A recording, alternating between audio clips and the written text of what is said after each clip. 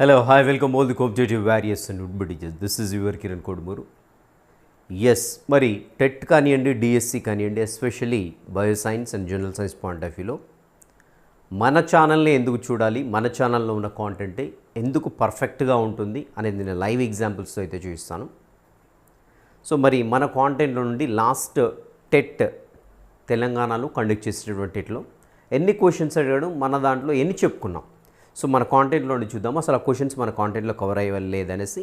నేను ఫస్ట్ టెట్లో అడిగినట్టు క్వశ్చన్ డిస్ప్లే చేస్తాను, మనకి ఏ క్లాస్లో కవర్ అయింది, నేను ఏ క్లాస్లో చెప్పానో క్లియర్గా మెన్షన్ చేస్తాను. సో మన యొక్క కాంటెంట్ మీకు టెట్కి ఏ మేరకు యూజ్ అయ్యింది అనే దాన్ని బట్టి అంచనా వేసుకొని డిఎస్సికి మరి ఏ మేర వరకు ఉపయోగపడుతుందని మీరే తెలుసుకోండి. సో నేనైతే పర్ఫెక్ట్గా గ్యారంటీగా చెప్తున్నాను, 100% డిఎస్సికి మన కాంటెంట్ అనేది పర్ఫెక్ట్గా యూస్ఫుల్గా ఉంటుంది. పర్ఫెక్ట్ అంటే పర్ఫెక్ట్, ఇంకా 100% డిఎస్సికి యూస్ఫుల్గా ఉంటుంది. ఎందుకంటే మనం ఆల్మోస్ట్ మనం చెప్పినటువంటి కాంటెంట్లో each and every point cover చేస్తూ చెప్పడం జరిగింది. ఎస్పెషల్లీ మనము ఏ ఏరియాస్ అయితే ఫోకస్ చేయాలనుకున్నామో ఆ ఏరియాస్ నుండే మనకు టెట్లో క్వశ్చన్స్ అవ్వడం జరిగింది. సేమ్ ఇదే విధంగా డెఫినెట్గా మిమ్మల్ని డిఎస్సి ఎగ్జామ్ అయ్యేంత వరకు ఖచ్చితంగా కాంటెంట్ పాయింట్ ఆఫ్ వ్యూలో కానివ్వండి, మెథడాలజీ కానివ్వండి, సో ఇంకే విషయంలోనే తప్పకుండా మీకు 100% జెన్యూన్ ఇన్ఫర్మేషన్ ఇస్తూ మిమ్మల్ని పర్ఫెక్ట్గా గైడ్ చేస్తానని చెప్తున్నాను. రైట్, ఇప్పుడైతే మనము లాస్ట్ టెట్లో అడిగినటువంటి క్వశ్చన్ డిస్ప్లే అవుతుంది ఫస్ట్, అండ్ దెన్ నేను చెప్పినటువంటి క్లాస్లో అది కవర్ అయిందా లేదా. క్వశ్చన్ డిస్ప్లే అవుతుంది, క్లాస్ అవుతుంది, మీరే ఫైనల్గా డిసైడ్ చేసుకోండి ఏ మేరకు టెట్లో మన కాంటెంట్ అనేది యూస్ఫుల్గా ఉందనేసి. Right, let us see them.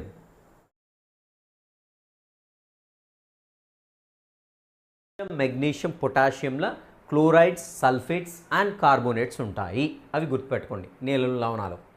So అది కూడా ఇంపార్టెంట్. అండ్ నెక్స్ట్ వచ్చేసి నేల యొక్క క్షితిజాలు. సో నేల యొక్క క్షితిజాలు అంటే నేలలో ఉండేటువంటి పొరలు ఏవైతే వాటిని క్షితిజాలుగా చెప్పుకుంటాం. సో ఇక్కడ నేల యొక్క క్షితిజాలని గుర్తుపెట్టుకోవాలి కంపల్సరీ, ఎందుకంటే క్వశ్చన్ అడడానికి ఛాన్స్ ఉంది. ఉదాహరణకు ఇక్కడ ఈ అనేటువంటి క్షితిజం ఉన్నది, ఈ అనే క్షితిజం ఏ రెండింటి మధ్య ఉంటుంది అని అడుగుతాడు. ఏ మరియు బి, ఏ క్రింద ఉంటుంది, బి పైన ఉంటుంది. ఉదాహరణకు బి అనే క్షితిజం అని దేనిపైన ఉంటుందంటే సి పైన ఉంటుంది. ఉదాహరణ ఆర్ అనే క్షితిజం అన్నిటికంటే ఈ క్షితిజాల పొరాల్లో ఏది కఠినమైన శిలను కలిగి ఉంటుందంటే ఆర్. సో ఇలా మనకు క్వశ్చన్ చేయడానికి ప్రాబిలిటీ చాలా ఎక్కువగా ఉంటుంది. మీరు ఖచ్చితంగా ఈ సీక్వెన్స్ని గుర్తుపెట్టుకోవాల్సిందే. సో వీటిలలో ఉండేటువంటి అన్ని లెటర్స్ని ముందుగా తీసుకున్నట్లయితే మనకి ఒక చిన్న వర్డ్ అయితే క్రియేట్ అవుతుంది, OAEBCR. సో దీన్ని గుర్తుపెట్టుకోవాలి. సో దీన్ని గుర్తుపెట్టుకోవడం అంత సింపుల్ ఏం కాదు, బట్ నేను ఒక చిన్న సెంటెన్స్ చెప్తాను, వెరీ సింపుల్గా గుర్తుంటుంది, లైఫ్ టైం మొత్తం గుర్తుంటుంది గ్యారంటీగా. సో ఏంటి ఇక్కడ చూద్దాం. ఒక అతిథి ఇంటికి వస్తే పైన రాస్తున్నా, ఒక అతిథి ఇంటికి వస్తే భోజనం చేద్దాం రమ్మన్నాను. భోజనం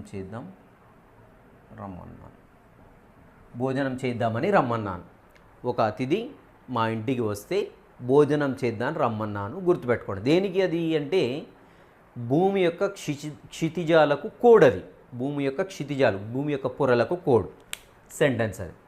ఒక అతిథి ఇంటికి వస్తే భోజనం చేద్దామని రమ్మన్నాను, అది కోడ్.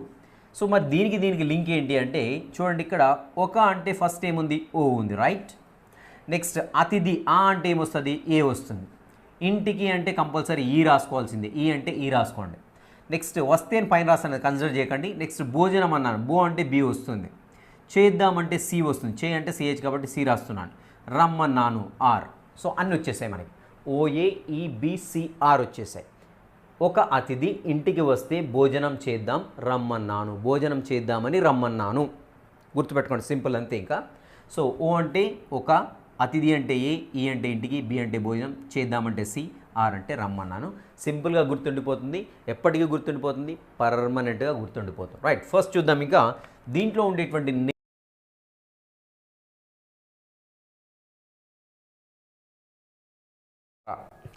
సో మనకి సాధారణంగా ఇల్లులోకి వచ్చేటువంటి ట్యాప్స్ ఏవైతున్నాయో, సో ఆ ట్యాప్స్ వచ్చే ముందు మనకి కొన్ని దశల ద్వారా అవి ఫిల్టర్ కాబడుతూ వస్తాయి. చివరికి వచ్చేసరికి సో మనకి కుళాయిలోనికి వస్తుంటాయి, దట్ మీన్స్ నల్లాలోనికి వస్తుంటాయి. సో దాంట్లో ఉండేటువంటి దశలు ఏంటి, సో ఇవి కంపల్సరీ దీని ఒక సీక్వెన్స్ గుర్తుపెట్టుకోండి, ఇంపార్టెంట్. సో దీని తర్వాత ఏది అనేది వెరీ వెరీ ఇంపార్టెంట్.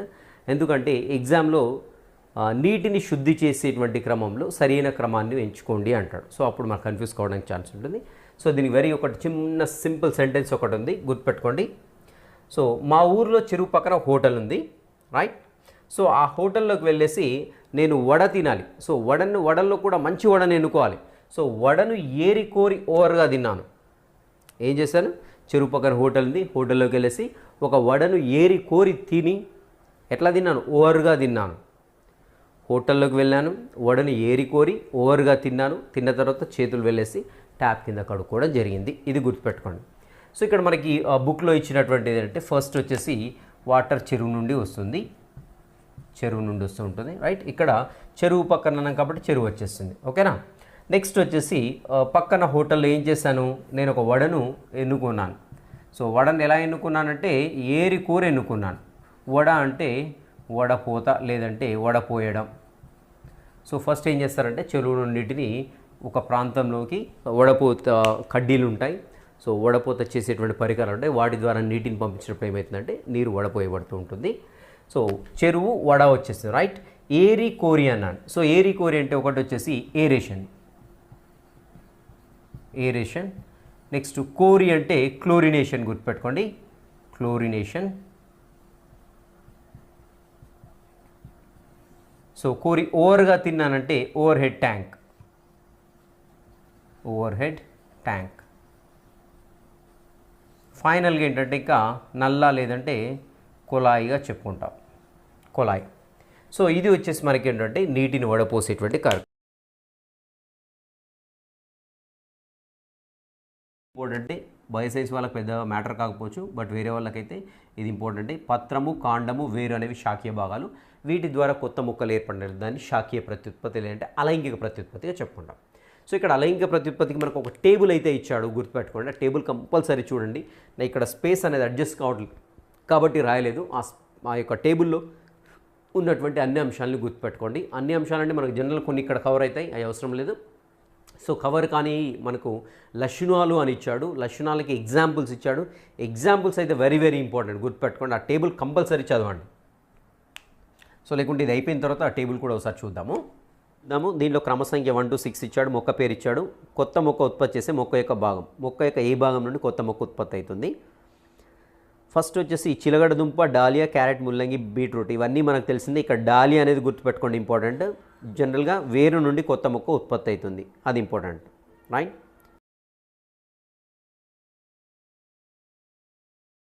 మరొక జీవి గురించి ఇచ్చాడు, బొద్దింక.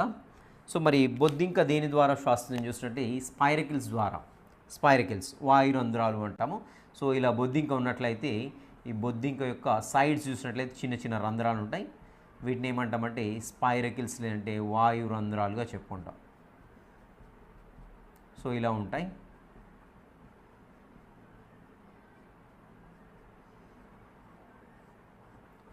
సో బొద్దింకను చూసినట్లయితే ఇలా ఉంటుంది, సైడ్ చూసినట్లయితే రంధ్రాలు ఉంటాయి. వీటిని స్పైరకిల్స్ అంటాం, గుర్తుపెట్టుకోండి. ఈ స్పైరకిల్స్ మళ్ళీ చిన్న చిన్న పైపులు లాంటి వాటితోటి లింకప్ అయి ఉంటాయి. వాటిని వచ్చేసి మనము ట్రేకియా లేదంటే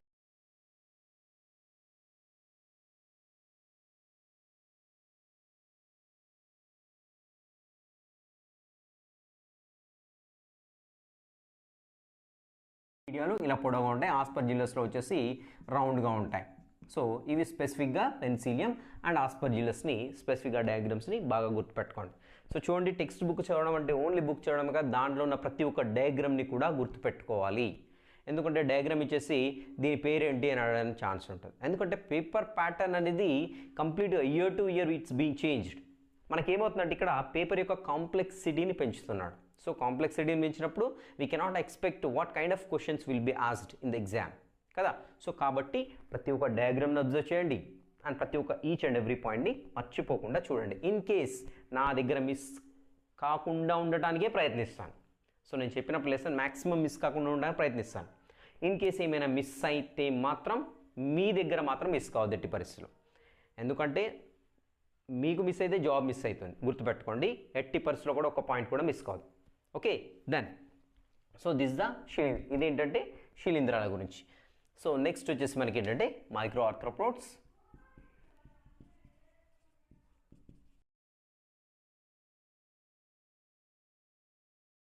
ఇవ్వడం జరిగింది, గుర్తుపెట్టుకోండి.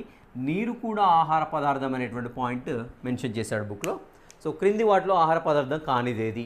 నీరు ఇస్తాడు, ఓ పండు ఇస్తాడు, ఓ కూరగాయ ఇస్తాడు, ఏదో ఆకుకూర ఇస్తాడు, లేదంటే పైవేవి కాదని ఇస్తాడు. సో అలాంటప్పుడు వెంటనే మన ఫోకస్ ఎక్కడికి వెళ్ళిపోతుంది? నీటిపైకి వెళ్ళిపోతుంది. ఎందుకంటే నీరు ఆహార పదార్థమా కాదా డౌట్. నెక్స్ట్ వచ్చేసి ఇక్కడ ఇంకొకటి వెరీ వెరీ ఇంపార్టెంట్ థింగ్స్ అయితే నాకు అనిపించింది ఈ యొక్క యూనిట్లో. సో ఏ పదార్థాలు తగినంతగా తీసుకోవాలి, ఏ పదార్థాలు ఎక్కువగా తీసుకోవాలి, ఏ పదార్థాలు అసలు తీసుకోకూడదు, సో ఏ పదార్థాలు అవసరాన్ని బట్టి తీసుకోవాలి, ఒక 4 పాయింట్లు అయితే ఇచ్చాడు. వెరీ వెరీ ఇంపార్టెంట్, అవి ఖచ్చితంగా చూసుకోండి. సో ఎలాంటి ఆహార పదార్థాన్ని మనం తగినంతగా తీసుకోవాలని చూసినట్లయితే తృణధాన్యాలు, నెక్స్ట్ పప్పులు, పాలు గుర్తుపెట్టుకోవాలి ఖచ్చితంగా. తగినంతగా తీసుకునేటువంటి ఆహార పదార్థాలు ఏమంటే తృణధాన్యాలు, పప్పులు, పాలు. నెక్స్ట్ ఏ పదార్థాలు ఎక్కువగా తీసుకోవాలి మనం అని చూసినట్టయితే పండ్లు, కూరగాయలు, ఆకుకూరలు. వెరీ ఇంపార్టెంట్, పండ్లు, కూరగాయలు, ఆకుకూరలు. ఎందుకంటే వీటిలో పీచు పదార్థాలు అంటే కావాల్సిన ఖనిజ లవణాలు అంటే. నెక్స్ట్ మనకి పండ్లలో చూసినట్టయితే కార్బోహైడ్రేట్స్. పోలియో వ్యాక్సిన్ ఏదైతే ఉందో, సో జనరల్గా మన డైలీ లైఫ్లో చూసి పోలియో డ్రాప్స్ వేస్తూ ఉంటారు. సో డ్రాప్స్ కంటే ముందు ఈ పోలియోని ఏంటంటే ఇంజెక్షన్ రూపంలో కనిపెట్టడం జరిగింది.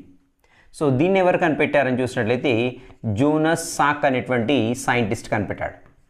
సక్ మన ఇంజెక్షన్ గుచ్చుతున్నారు కాబట్టి సాక్ గుర్తుపెట్టుకోండి, జోనస్ సాక్ అనేటువంటి సైంటిస్ట్ కనిపెట్టాడు.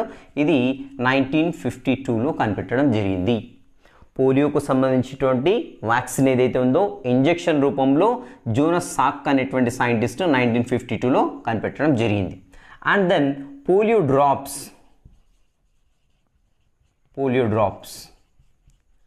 డ్రాప్స్ కూడా ఏంటంటే మనకి మరొక సైంటిస్ట్ ఆల్బర్ట్ సాబిన్ అనే సైంటిస్ట్ 1957లో కనిపెట్టడం జరిగింది. సో పోలియోనేమో ఇంజెక్షన్ రూపంలో ఉండే వ్యాక్సిన్ 1952లో జోనస్ సాక్ అనేటువంటి సైంటిస్ట్ కనిపెట్టాడు. సాక్ మనం కూర్చేస్తున్నాడు, గుర్తుపెట్టుకోండి ఇంజెక్షన్ ఇది, ఓకేనా. నెక్స్ట్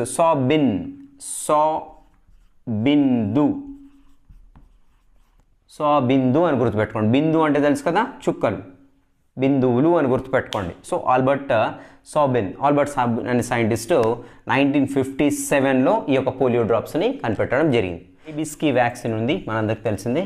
రేబీస్కి వ్యాక్సిన్ వచ్చేసి లూయి పాస్చర్ కనిపెట్టడం జరిగింది. లూయి పాస్చర్ అనేటువంటి సైంటిస్ట్ కుక్క కాటుకు వ్యాక్సిన్, రేబీస్ వ్యాధికి వ్యాక్సిన్ కనిపెట్టడం జరిగింది. Stimulating hormone, follicle stimulating hormone గుర్తుపెట్టుకోండి. దీన్ని పుటిక ప్రేరేపక హార్మోన్గా చెప్పుకుంటూ ఉంటాం. సో ఇదేం చేస్తుందని చూసినట్లయితే పుటిక ప్రేరక హార్మోన్ ఇక్కడ మనకి స్పెషల్లీ వచ్చేసి స్త్రీలలో సో మెన్స్ట్రువల్ సైకిల్ని కంట్రోల్ చేస్తుంది. అదేవిధంగా ఈస్ట్రోజన్ని రిలీజ్ చేయడానికి, ఈస్ట్రోజన్ని విడుదలకి ఈ యొక్క ఫాలికల్ స్టిమ్యులేటింగ్ హార్మోన్ అనేది ఉపయోగపడుతూ ఉంటుంది. నెక్స్ట్ ఇంకా చూసినట్లయితే పాల ఉత్పత్తి, క్షీర గ్రంథుల నుంచి పాల ఉత్పత్తి. నెక్స్ట్ అదేవిధంగా ఈ పాలు స్రవించడానికి కూడా మనకి ఈ యొక్క ఫాలికల్ స్టిమ్యులేటింగ్ హార్మోన్ అనేది ఉపయోగపడుతుంది. గుర్తుపెట్టుకోవాలి, ఇక్కడ వెరీ వెరీ ఇంపార్టెంట్, కన్ఫ్యూజ్ కావద్దు. ఇక్కడ మనకి FSH అనేది స్త్రీలలో మెన్స్ట్రువల్ సైకిల్ని కంట్రోల్ చేస్తుంది, ఈస్ట్రోజన్ విడుదల చేయడానికి ఉపయోగపడుతుంది, పాల ఉత్పత్తి క్షీర గ్రంథుల నుండి, అదేవిధంగా పాలు. రైట్, చూసారు కదా మరి మన కాంటెంట్ అనేది ఎంతవరకు యూస్ అయింది అనేది మీకే చూసారు ఇప్పుడు లైవ్గా. అండ్ నేను మళ్ళీ చెప్తున్నాను, డిఎస్సి కూడా మనకు పర్ఫెక్ట్గా కాంటెంట్ నుండి క్వశ్చన్ పోదు అంతే. మనకు డిఎస్సిలో కూడా డెఫినెట్గా కాంటెంట్ నుండి చాలా అంటే మ్యాక్సిమం కవర్ అయిపోతూ ఉంటుంది. So each and every point cover చేయడం జరుగుతుంది. అండ్ ఇంకా ఎవరికైనా ఈ ఛానల్ గురించి తెలియదు డెఫినెట్గా ఇంటిమేట్ చేయండి. సో మన ఛానల్ని ప్రమోట్ చేయడానికి మీ వంతుగా ఎవరికైనా దీని గురించి, మన ఛానల్ గురించి ఇంటిమేషన్ ఇవ్వండి. బయోసైన్స్ అంటే రైట్, మన ఛానల్ వాట్స్ బిహైండ్ ఛానల్లో బయోసైన్స్ అనేది పర్ఫెక్ట్గా ఉంటుంది అనేసి నేనైతే ప్రూఫ్ చేశాను. డెఫినెట్గా ఇలాగే ఉంటుంది, డిఎస్సి కూడా యూస్ఫుల్గా ఉంటుంది. ఇంకా అదర్ కాంపిటేటివ్ ఎగ్జామ్స్ ఏదైనా సరే మన బయోసైన్స్ పాయింట్ ఆఫ్ వ్యూ నుండి డెఫినెట్గా మన ఛానల్ అనేది 100% యూస్ఫుల్గా ఉంటుంది. Thank you for watching. I wish you all the success. Meet in the next session. Have a great day.